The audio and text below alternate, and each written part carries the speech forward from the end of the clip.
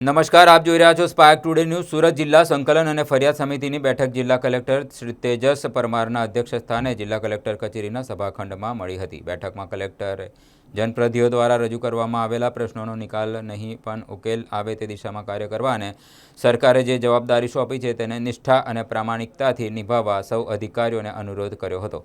બેઠકમાં ધારાસભ્ય સંદીપભાઈ દેસાઈ, પાલી સચિન કંસાળાના ફાઇનલ પ્લોટમાં રેલવે વિભાગ દ્વારા કરેલા કબજો અને તેના આધાર અંગે પ્રશ્ન ઉઠાવતા કલેક્ટરે જરૂરી તપાસ કરવા જણાવ્યું હતું। દેસાઈએ ગભેણીથી બુડિયાના રસ્તાની બાજુમાં જમીનોમાં સિન્થેટિક વેસ્ટ કચરાનો સંગ્રહ કરીને સળગાવવામાં આવે છે તેની સાથે થયેલી કાર્યવાહી પોતાને અહેવાલ આપવાનું પણ જણાવવામાં આવ્યું હતું।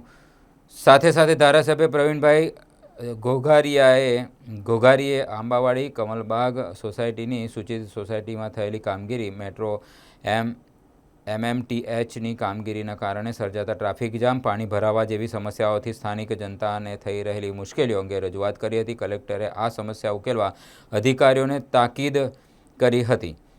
સાથે સાથે બેઠકમાં સાંસદ મુકેશભાઈ દલાલ, જિલ્લા પંચાયત પ્રમુખ સમીરભાઈ મોદી, મેયર માયાબેન માવાણી, ધારાસભ્ય સર્વશ્રી સંદીપભાઈ દેસાઈ, ગણપતસિંહ વસાવા, વિનોદભાઈ મોરડિયા, પ્રવીણભાઈ ઘોઘારી, મનુભાઈ પટેલ, મુકેશભાઈ પટેલ, અરવિંદ રાણા, ઈશ્વરભાઈ પરમાર, સંગીતાબેન પાટીલ, જિલ્લા વિકાસ અધિકારી દેવેન્દ્ર પ્રકાશ મીના, જિલ્લા પોલીસ વડા રાજેશ ઘડિયા, નિવાસી અધિક કલેક્ટર વિજય રબારી, પોલીસ અધિકારીઓ તથા તમામ વિભાગના ઉચ્ચ અધિકારીઓ ખાસ ઉપસ્થિત રહ્યા હતા।